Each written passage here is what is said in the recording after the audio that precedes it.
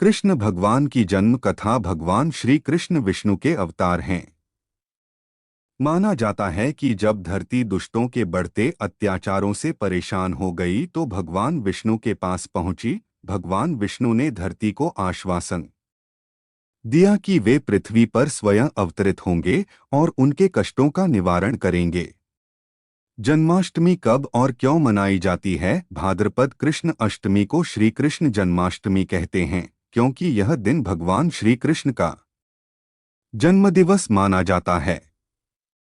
भाद्रपद कृष्ण अष्टमी तिथि की घनघोर अंधेरी आधी रात को रोहिणी नक्षत्र में मथुरा के कारागार में वसुदेव की पत्नी देवकी के गर्भ से भगवान श्री कृष्ण ने जन्म लिया था।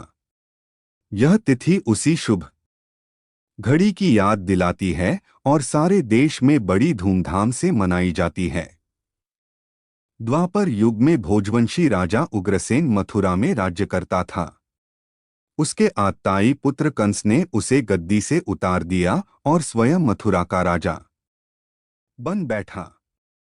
कंस की एक बहन देवकी थी, जिसका विवाह वसुदेव नामक यदुवंशी सरदार से हुआ था।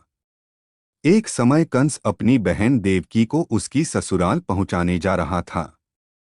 रास्ते में आकाशवाणी हुई, हे कंस, जिस देवकी को तू बड़े प्रेम से ले जा रहा है, उसी में तेरा काल बसता है।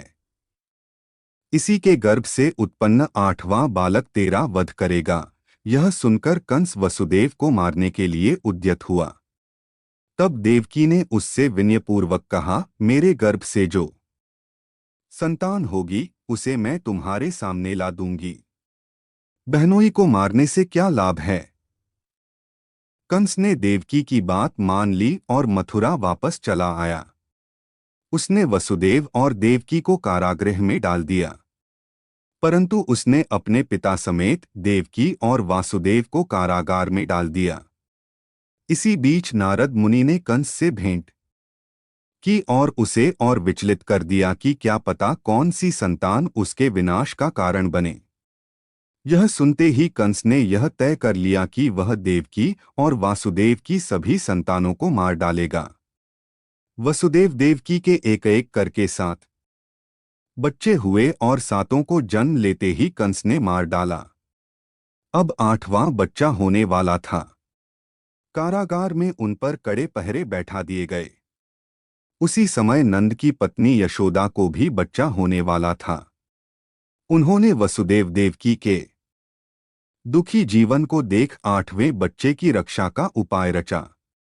जिस समय वसुदेव देवकी को पुत्र पैदा हुआ, उसी समय संयोग से यशोदा के गर्भ से एक कन्या का जन्म हुआ, जो और कुछ नहीं सिर्फ माया थी।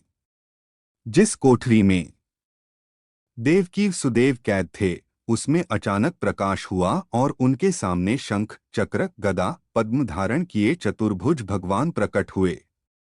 दोनों भगवान के चरणों में गिर पड़े। तब भगवान ने उनसे कहा, अब मैं पुनः नवजात शिशु का रूप धारण कर लेता हूँ। गोकुल मंडल के मुखिया नंद और उनकी पत्नी यशोदा भी उनके कष्ट से बहुत दुखी थे। देवकी और वासुदेव के 7वें पुत्र को वासुदेव की दूसरी पत्नी रोहिणी के गर्भ में स्थानांतरित किया गया। यह भी भगवान विष्णु की माया थी। रोहिणी नंद और यशोदा के साथ ही वृंदावन में रहती थी। उस बच्चे को बाद में बलराम के नाम से जाना गया। बलराम को शेषनाग का अवतार माना जाता है। उधर वृंदावन में यशोदा भी गर्भ से थी। भगवान श्री कृष्ण के जन्म की पौराणिक कथा, कृष्णा जन्म कथा। तुम मुझे इसी समय अपने मित्र नंदजी के घर वृंदावन में भेज आओ और उनके यहाँ जो कन्या जन्मी है उसे लाकर कंस के हवाले कर दो। इस समय वातावरण अनुकूल नहीं है, फिर भी तुम चिंता न करो। जागते हुए पहरेदार सो जाएंगे, कारागृह के फाटक अपने आप खुल जाएंगे और उफनती अथाह यमुना तुमको पार जाने का मार्ग दे देगी। उसी समय वसुदेव नवजात शिशुरूप श्रीकृष्ण को सूप में रखकर कारागृह से निकल पड़े और अथाह यमुना को पार कर नंदजी के घर पहुँचे। वासुदेव ने वैसा ही किया जैसा उन्हें भगवान विष्णु ने करने को कहा था। जैसे ही देवकी ने नन्हे कृष्ण को जन्म दिया। वासुदेव उन्हें एक टोकरी में रख वृंदावन के लिए निकल पड़े। वह दिन अलौकिक था। सारे कारागार के पहरेदार सो रहे थे। यमुना नदी में भयंकर तूफान था। ज्यों ही वासुदेव यमुना को पार करने लगे, नदी ने उन्हें रास्ता दे दिया। उस तूफान और बारिश के बीच नन्हे कृष्ण की रक्षा के लिए शेषनाग भी पहुंच गए। वह दृश्य अत्यंत अद्भुत था। भगवान स्वयं पृथ्वी पर आए थे, दुष्टों के दमन के लिए। वासुदेवा कैरिंग बेबी कृष्णा इन रिवर यमुना। कृष्ण जन्माष्टमी। वहां उन्होंने नवजात शिशु को यशोदा के साथ सुला दिया और कन्या को लेकर मथुरा आ गए। कारागृह के फाटक पूर्ववत बंद हो गए।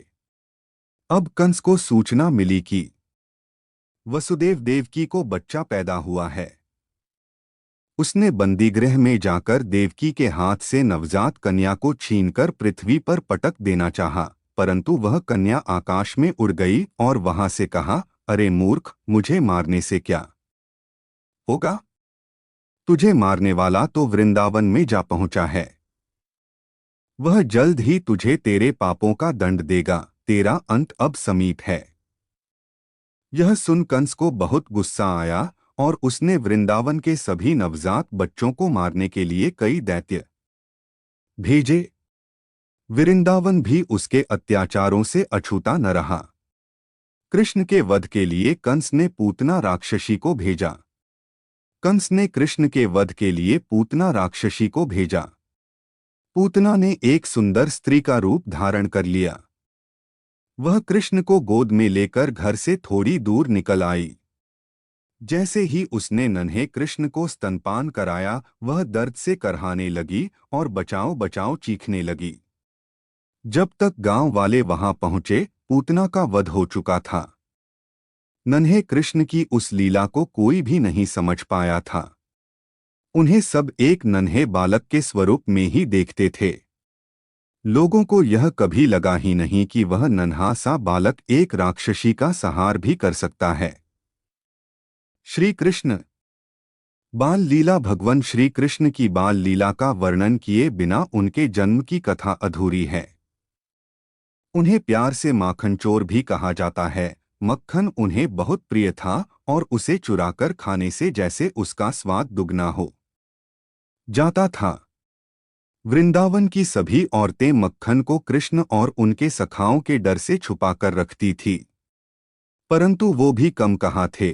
चाहे जितनी भी दूर हो मक्खन की हाड़ी, वो उसे ढूंढ ही लेते थे।